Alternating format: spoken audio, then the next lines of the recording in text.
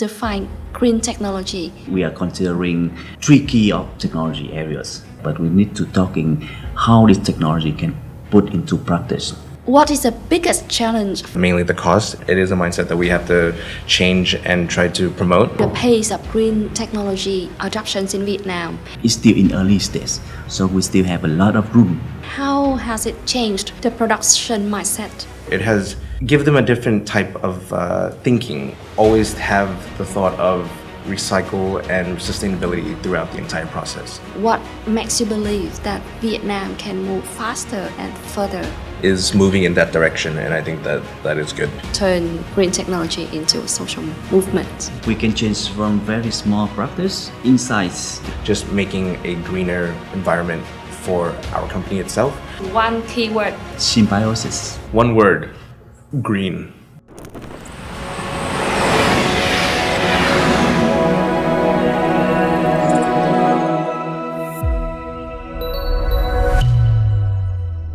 Hello everyone and welcome to the Vietnam Xanh podcast. I'm Bình Minh representing Tuổi Trẻ newspaper, one of the co-organizers of Vietnam Xanh. Today we will discuss an emerging topic in recent years, which is circular economy, technology that promotes green transformation.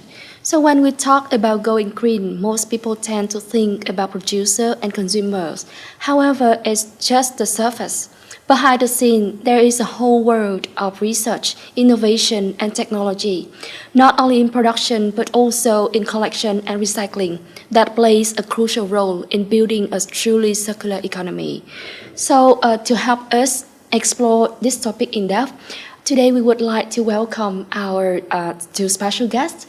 Mr. Phillip Lam, CEO of Vina Australia Packaging Label Joint Stock Company, and Dr. Nguyễn, Head of the Institute of Circular Economy Development (ICED) from the Vietnam National University, Ho Chi Minh City. Thank you, Bình Minh. It's my great pleasure to be here today together with my colleague, Mr. Phillip. So my name is Quân. I'm Associate Professor at the Institute for Circular Economy Development, Vietnam National University. So my background is a bit like interdisciplinary. So I've been working on water, hydrology, environment management, and over the last 7 years, I've been working more to sustainability, especially how we can apply circular economy to solve, we call it sustainability crisis in Vietnam, and also a little bit in Global South or in collaboration with the international coalition. Hi, my name is Phillip Lam. I am the CEO of Vina Oz Labels Packaging. We work with many different types of packaging. We develop packaging solutions for Vietnam, but also other countries such as Thailand, Cambodia, many other countries in the Southeast Asian region. Thank you for your sharing, and we strongly believe that thanks to your experience and background, so we're going to have a very interesting talk today.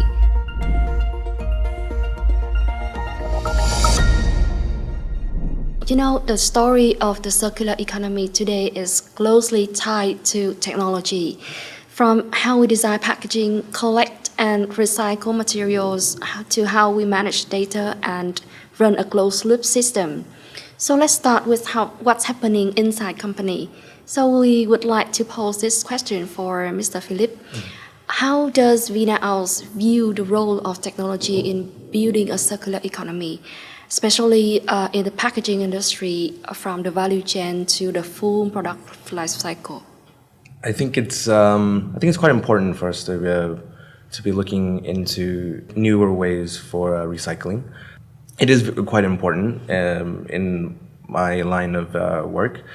It should be looked at as something even before the product gets produced. It should be something that we all look into and discuss with our customers, our clients, what possible ways that we could improve the product, or ways that we can make it so that we can recycle more sufficiently compared to how things have been going in the previous years. I think there's always ways for improvement, and from understanding that there are different ways that we can tackle the situation right from the beginning, we can then design the entire product based on this understanding, such as using, let's say, materials from top to bottom, the bottles as well as the plastic used for the labels.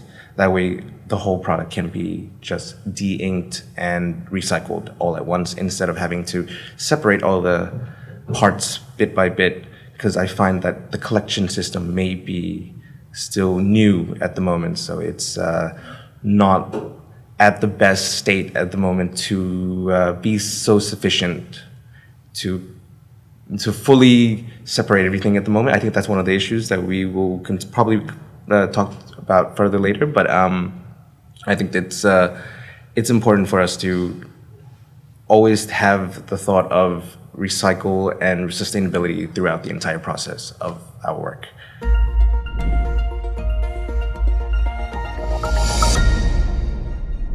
At the recent Pro Vietnam 2025 annual meeting, so one of the key highlights was the signing of an MOU between PRO Vietnam and Vietnam National University, Ho Chi Minh City. So this marks a strategic partnership between businesses and the education sector, aiming to boost technology transfer, human resources development, and apply research for the circular economy. So I would like to know, how does ICD position the role of technology within Vietnam's circular economy model today?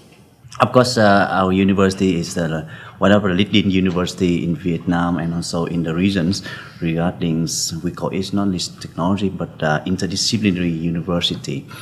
But of course, technology is also still one of the core that we are working on.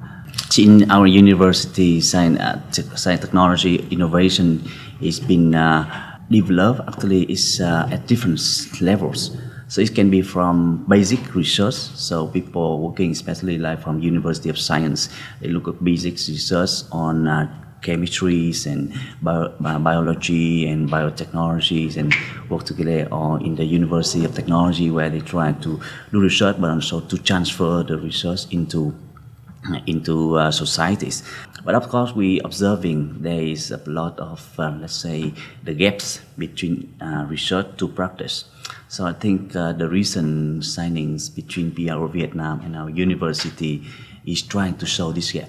The PRO Vietnam have, let's say, an umbrella where a lot of companies have been working on packaging or on different industries, but they really have common visions on sustainability, and they are also eager to collaborate with our university to take off the technology, or to share, or to our university can also collaborate to demonstrate the technology, or to consult companies, or to exchange with the company under the PRO umbrella. So I think this is really a great opportunities for us to enhancing our science practice, but also towards the sustainability, more to practice. Okay, so now let's talk about our current situation and the practical sharing. So Dr. Wong, we would like to know how does Vietnam National University view the pace of green technology adoptions in Vietnam, and how are history, cultures, and policy influencing this transition? So of course, science technology have been considering and developed in Vietnam. I think it's also across different sectors, including the green technologies. So I think over the past years, the people are focusing a lot on green technology, but it's more on waste management. For example, from very basic on landfilling into more like composting or composting the waste, and then how we can recycling some waste. But it's still more or less, I think, still in a quite early stage. We are working on that, and we also try to import technology from foreign countries to Vietnam to treat of our waste. But actually, when we talk about green technology, it's not only about the waste.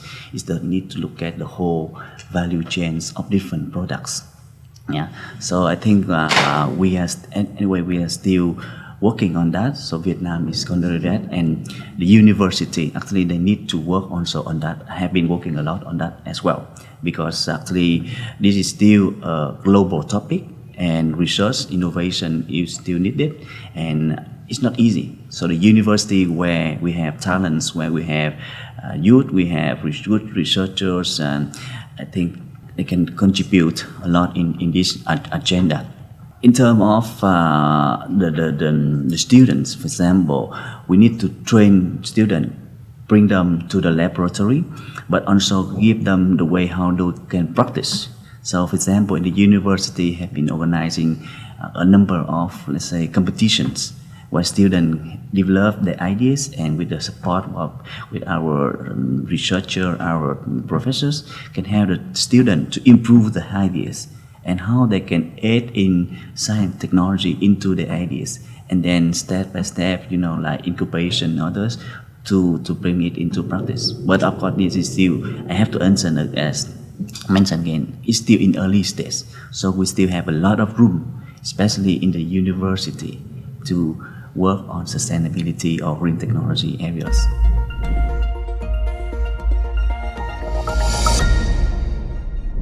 For Mr. Philip, we also would like to know like how Vina Úc design recyclable packaging from the very first beginning, as you have just said, instead of processing it at the final stage, and how has it changed the production mindset?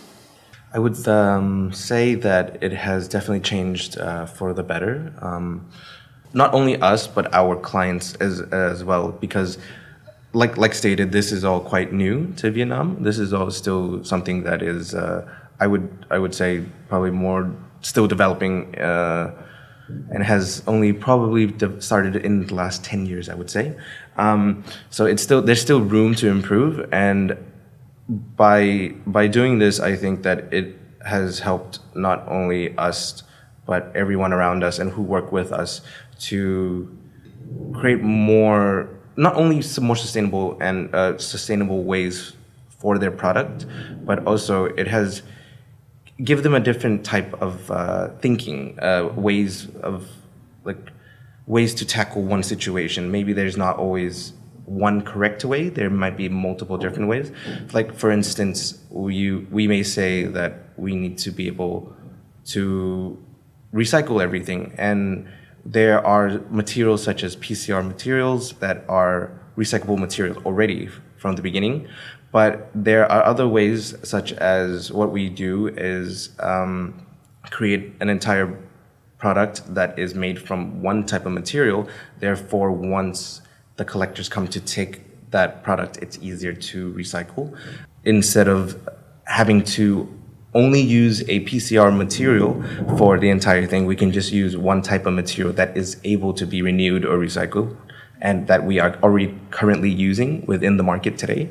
It seems like PCR materials are still something that we are looking into, and I think that it's also something that the world is still looking into to try and make more efficient for everyone to use. But at the moment, there's different ways that we can tackle this situation. There's also new technologies that we've looked into, new ways, new machinery, things that could possibly reduce the amount of plastics and polymers used in our products.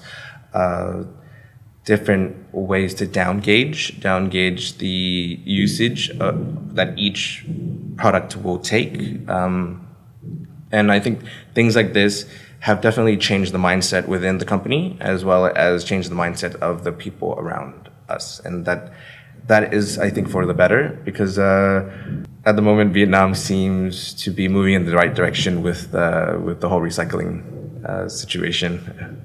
So, as you have just said, Vietnam is quite new, but the country is going on the right way in tackling the situation.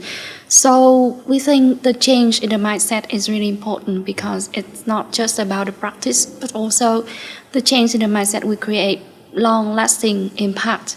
From your point of view at Vina Úc, so during the transition, what is the biggest challenge for businesses when implementing circular technology in Vietnam, especially in the design stage? I like, as mentioned before about the PCR material and certain things like that, I think right now the cost of most of the new technology for recycling is a bit still in a place that I think people aren't quite happy with. It does come at a certain cost, and especially a higher cost than what we are used to and currently implementing right now in most companies. So it is something that people may be taken back by. They may not want to. Like you said before, it is a mindset. It is a mindset that we have to change and try to promote more in society. But I think that's one of the biggest issues at the moment is mainly the cost. It is impactful for especially for a business to fully, especially at the moment, fully dive into such things, despite it being overall good for the country and the world. It is something that people are taken back by when they see such things such as the high cost in these kind of advancements in technology.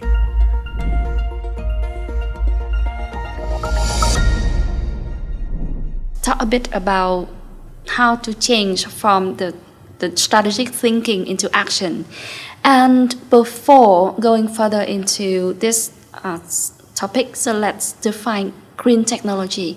So what do you think about that? What does it mean? How we would like to invite Mr. Wu first. Okay. Yeah, but first I will have to accept that I'm not really technology person. Yeah, but actually in terms of circular economy in general, I believe the technology should play, of course, the core for this, because without this, it's difficult to really utilize different materials, either from raw materials or recycled materials or others, one from small, micro, or to bigger one. So in terms of circular economy or related to green technology, we are considering three key of technology areas. One is related to biotechnology. So you look at different material which link to have bio-base, yeah, so they can create different products. But when you put it into practice, we need to consider other technology. One is it's very common now, it's digital technology. So you use digital technology, AI, and others to how you can calculate or how you can assess, monitor it or predict it, how it can be used for upscale into the societies. And one of very recent one that we also very interested is the physical technologies, where you can look at how energy can be stored, or how and to like carbon captures, for example. That is new technology which is really relevant to into sustainability or green technology. So, but we are not only talking about the technology there, but we need to talking how this technology can put into practice. So, for example, Mr. Philip just mentioned about the cost. So, if the cost is high, and we talk about business, it will be very difficult. Yeah, but so of course we need to look at, well, you mentioned also from short term to long term impacts. But who's going to pay for let's say this gap? So that we need to also talk about the policies, about societies, how people can ready to support this green transition using green technology put into practice. So what is the roles of the governments, what is the roles of other consumers to work together with the producers to bring the green technology into practice? That's why we talk about the collaboration between very different sectors to create more impact. And yes, so what do you think? How about you? What do you think about green technology? I believe that there's many ways to look at what green technology could possibly be. It may not only have to do with what you're producing, but also the ways that you are producing, or just working in your company, for instance. Like outside of just using the technology to make a product, we could also be talking about ways to reduce emission from our factories. Other applications, we do something called de-inking, which is using a washable type of ink. Most inks are not washable, so most of the time when a product gets printed and made, they get thrown away because the inks aren't renewable or reusable in any way.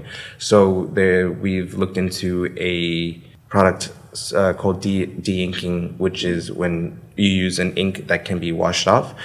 So there are different things that we could always look further into to reduce CO2 emissions and just making a greener environment for our company itself. We don't always have to be looking so far outside of ourselves and what we can do for everyone, but we need to start with ourselves first and our own companies and our own facilities. And I think there's a lot of ways that every company can possibly do this from small to large. I think that there's possibly many ways to reduce the pollution, and it doesn't always have to do exactly with technology, just let's say a machine or something like that. I think it's also just different ways that we could our practices within our workplaces that could reduce CO2 emissions, pollution, and things like that.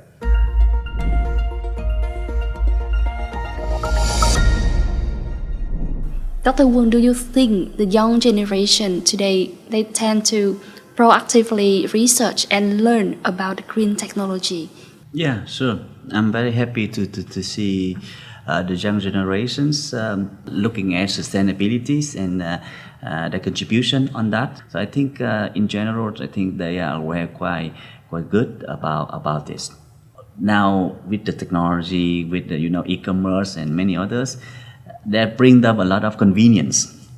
Yeah, so people also like convenience. So that is, sometimes it's the contradictory with sustainability, because when you have more convenience, you have with the iPhone, with the phone, with smartphone, with things, you can order things very easy, and actually it's bring quite a lot of waste. Yeah. So this is the balance between reducing the convenience with contribution to the sustainability goals in general. So I think the young generation still need to consider more about that. So in our university, we also support them to work on that. For example, the student joining into we call it green campus activities, and thinking about how you can recycling things, but also sharing materials, because they can share the material, for example, clothes or books or others, and then many other. Actually, this is also a kind of a part of the circular economy solutions, reuse, And also we also try now to put it into add more science technology in that. So what we are developing, for example, at our university, is the so-called living labs concept. So we use our university as the living laboratories, where people can have ideas and then implement it, and then we monitor it, seeing how behavior change of the students and even people inside the university, especially the youth, and they join together discussing about the solutions and implementing the solutions. So it's just an example that we can also support our students, but also we are working also with school students. It's younger, and they also can, do also a lot of more, not only when they really grow up. Yeah. So we would like to know, how can we turn green technology into a social movement? Yeah. Sure. I think like for example, Philip also mentions we can change from very small practice inside the companies, in the school. Yeah. First, I fully agree that we need to change the mindsets, how they feel that the green transitions or sustainability become more important, not only for society, but directly to themselves. I think the concept, especially in terms of educations, we need to transfer those things into very thing that which touchable to them, so they can think, okay, this doing that, they feel they happy. For example, they feel happier. Or when they are doing outside greenings or plantings, they think that it is not only for the environment, but direct to themselves. Their mindset is much better. They improve their mindfulness, for example. Apart from always working with technology or only reading or doing others, they sometimes especially in current with technologies, people feeling like really stressful. So actually, when they really contribute to the environments, they feel much better, and then they can change their practice. And then depending on people, those who really interest on high technology, they can dig more into that. And those who they want more social, more communities, they can also apply some simple one and for their work, from their home together with their parents, or for example, with their colleagues in school. So I think there's quite plenty of ways that they can do, and what we're trying to encourage them to work together with them. Share them, encourage them, work together with them, especially the youth that we are discussing. I think that is not only not only the roles of one or two, or not only the university, but the communities. Because when we talk about sustainability, it is really, we need to work together. So from our family to society to friends to people around, and of course the university can try to understand more and then provide more insight in terms of science, and put into that, translate it into more practice.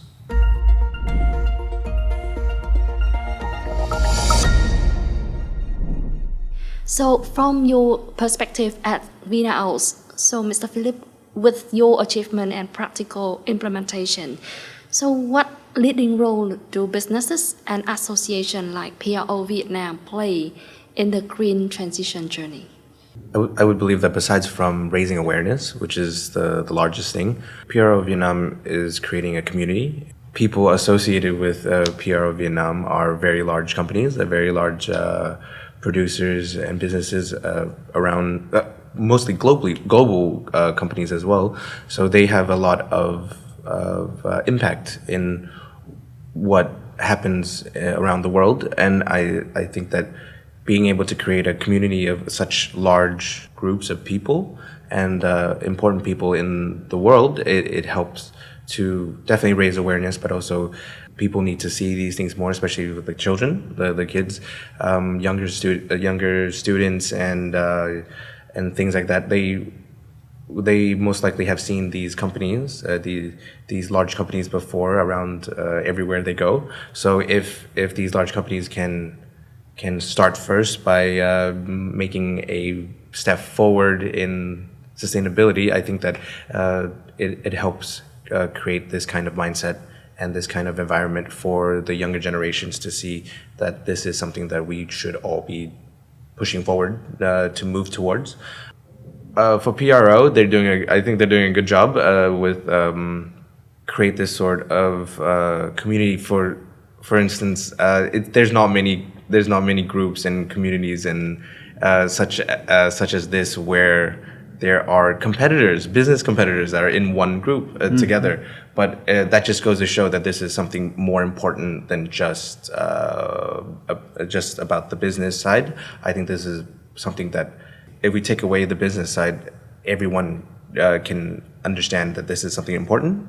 So even competitors can put aside their competition to care about the sustainability of the world. So that is something that is really good and could not easily be done. So I think that Pro Vietnam is doing a good job in that sense. Yes. This is a force currently play a significant role in the circular system, but not yet fully supported by technology. And is it feasible to integrate technology into the collection and source separation stages? We have been observing the informal sectors. I agree that even they're doing really very good job in terms of the waste management system. But the payback or the considerations about informal sectors in terms of waste management, I think they're still quite limited. And I think they have difficulties in terms of having like health insurance, or how people consider them in terms of their social position, for example. That is what we're trying to do, is how we can support enhancing the roles of the informal sector, because they already play very good roles. But we need to help them to make them become, let's say, well considered, yeah, by people in the societies. Give them more insurance or other benefits, yeah. And then together, as you also mentioned about with the new technology, especially the digital technology, we can help them, yeah, and also to link them with other formal sectors, enhancing their visibilities, yeah. So actually, that's what we are in terms of at ICAD. We're trying also to look at this, how to link up the informal sector with other actors in the waste management ecosystem. Yeah.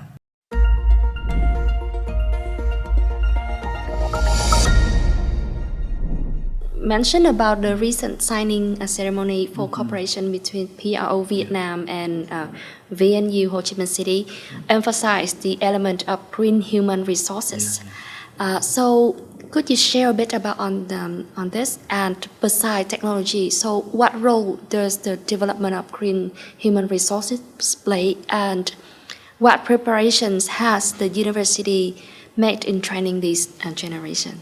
Yeah, so actually after the signing with the PRO of Vietnam, our university and together with other PRO members are already starting some discussion about possibilities in terms of the collaborations, and training is one of those. So we are now working on different training programs related to different areas on waste management, but also how digital technology, for example, AI can have, for example, to detect, the waste when we talk about waste separations, recycling, and then AI technology or digital technology can have.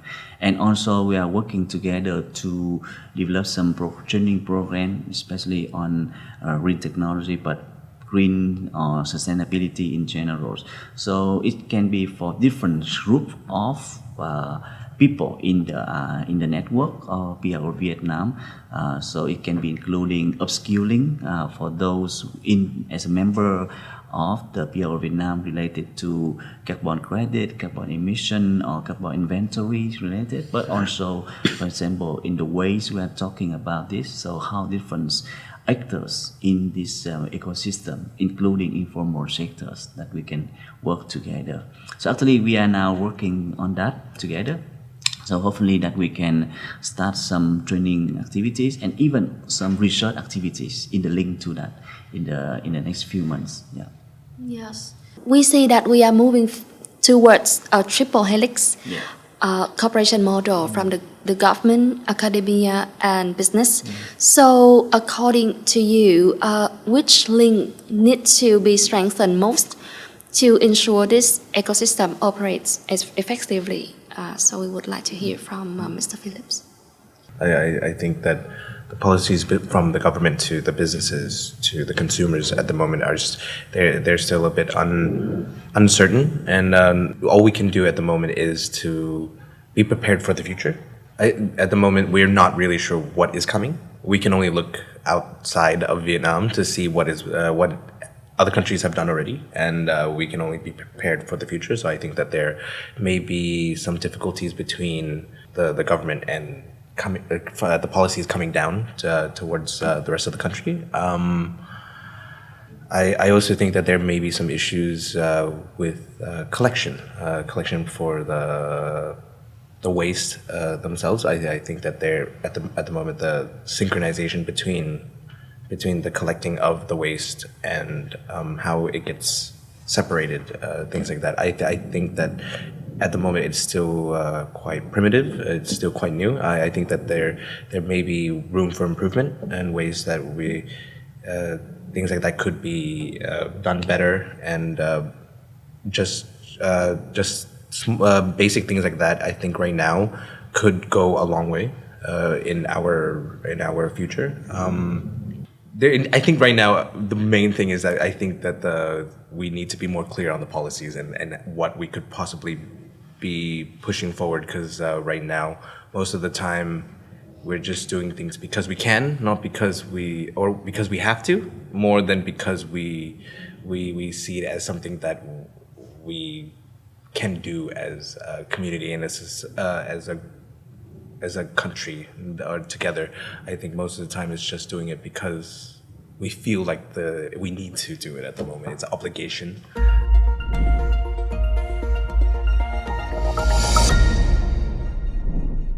We also would like to hear from Dr. Wang. So what do you think? Which link between the government, the academia, and business, which link we need to be strengthened most to ensure the ecosystem operates effectively? Yeah, I also agree with Philip that the policies need to be must be clearer. Of course, we are talking about the triple helix, but what we are concerning is how we can really institutionalize those helix together. For example, now we're talking about packaging industries.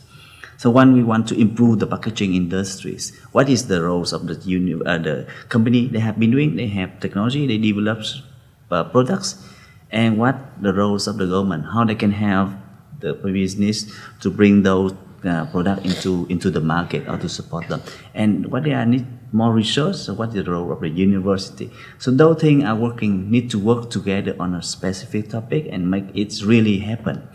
But actually, when we talk about sustainability, it's not only about only trees. These are three very important actors: government, academics, and business or industry. There are three core.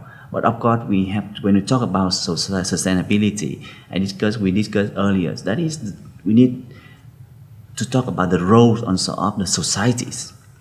People need to work together. Yeah. For example, if we talk about consumers, they need to have like green consumers. They need to buy the green product to support the industry because they want to bring those technology to product. And also they need to understand also the environments, what can help to improve the environments, the water, the soils, and air, everything. Yeah.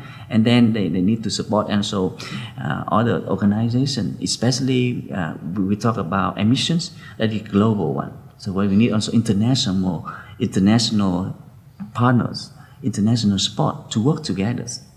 I believe the government needs to be really a leading one to support this, making this happen, bring people together. And people I think it's going well now, especially looking at from the top level to provincial or city levels. I think they are pushing a lot on that.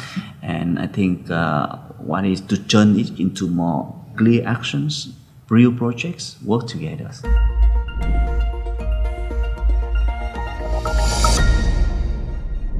So from the perspective of you, what makes you believe that Vietnam can move faster and further in the topic of green transition?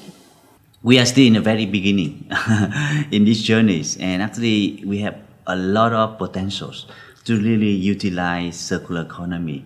So it's not only about business opportunities, but also about environments, about social values that we can create. That is create really a big momentums or motivations for actors.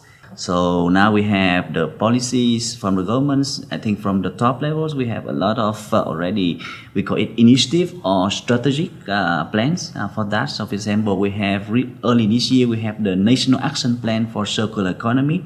And recently we have the green taxonomies, where people who working on green transitions, they can get benefit from green finance. You can have a good loans for your transitions. And the university are working together to develop technology solutions. And we have also the many companies, not from Vietnam, but also global, come to Vietnam working on green technology. So actually, I think that we are really in a good time to work on green transitions, and let's take these opportunities. Yeah. Yeah. So how about you? What do you think, Mr. Philip? I agree. I think it's a good. I also think that it is helpful that it is a global issue.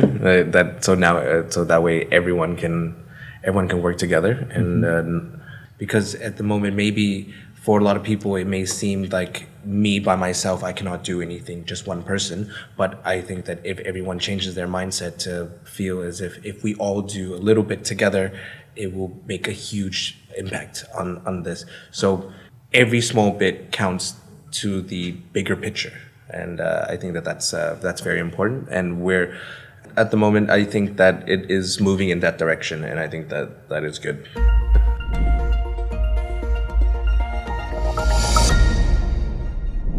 So looking ahead to 2030, so what is your greatest expectation for the circular economy model in Vietnam? Yeah, I mentioned we have a lot of potentials, but I think we need to transfer this potential into practice. Until 2030, we need to have 10 products or companies that can go global, Vietnam. And under the 10, they link to 100 cities, company at the cities levels. And under this 100, they can link to 1,000 companies at the base. So you see, from this one they link to another 10 times, and another one go to another 10 times. So it's linked together. So they not only build by themselves, but they link to support the whole ecosystem. So not only the big company, but it's mediums or small, even micro enterprises are linked together, working for the same goals. So I think this, and so we can also apply this for circular economy. So I hope at least in terms of implementing circular economy into 2030s, we have maybe five nice stands. So it takes 5. How about that? It's linked to circular economy. So it can be, we talk about plastic or packagings. I think this is a very important one because we have to pick that and we have to roll for that.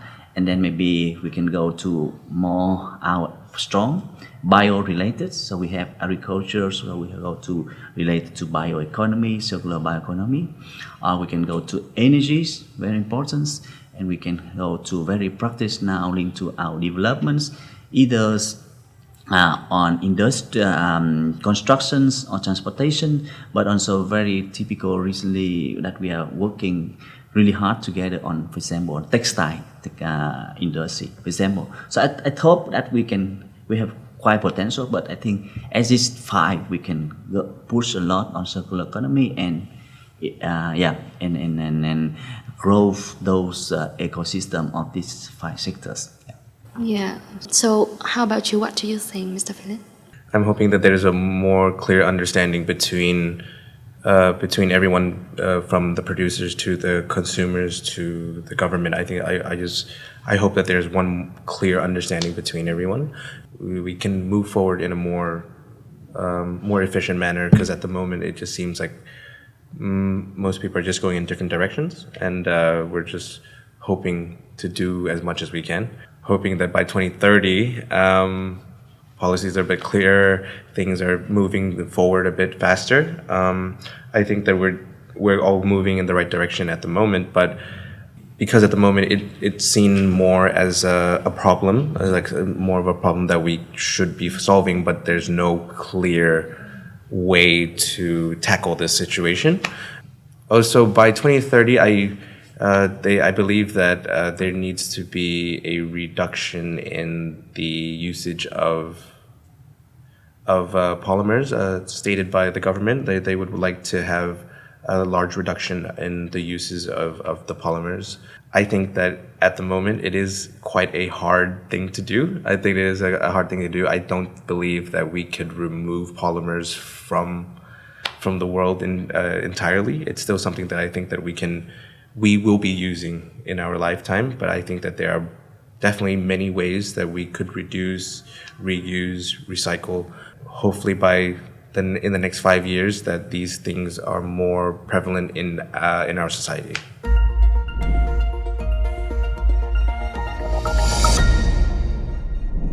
Before concluding today's discussion, so let's have a quick questions round. Are you ready? Sure. Okay. So first, what is one keyword you believe will create a breakthrough in green transition in the next 5 years?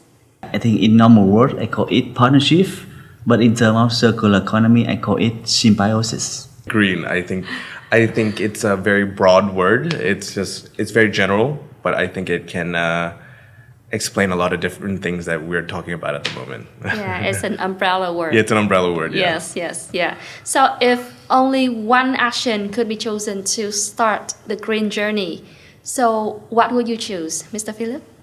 I would say maybe start with the CO2 emissions. I think that one, especially in Vietnam, is a very large issue right now. I think that would be a great place to start. Yeah, I think maybe I choose maybe mindful. Yeah, so before you do anything, for example, when you order buying something, be mindful about it if you really need it. Okay, last question. Which green technology do you hope to see become popular in Vietnam in the next 3 years? More ways to recycle. Just easier, accessible recycling for the common people, just everyone in general. Not just like big technology or big machines or like companies to recycle. I just think just simple things such as accessibility for society. I think that would be the best thing. Yeah, I mentioned earlier that we have 3 core technology for green transitions: biotechnology, digital technology, and physical technologies. I hope that the biotechnology can be realizing soon because this really take a lot of our potentials, and the physical one can come later.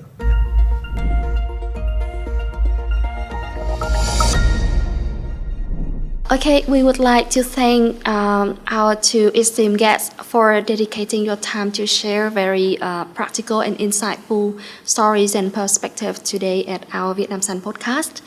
Ladies and gentlemen, a green future is not just a distant dream. With the support from technology, knowledge, community, and policy, so every small action today can become a part of a sustainable future later. So we look forward to seeing you in the next episode of Vietnam Sun Podcast, a platform to connect, spread awareness, and act together for a cleaner, greener Vietnam. Okay, thank you for watching our Vietnam Sun Podcast, and we look forward to seeing you in our next episode.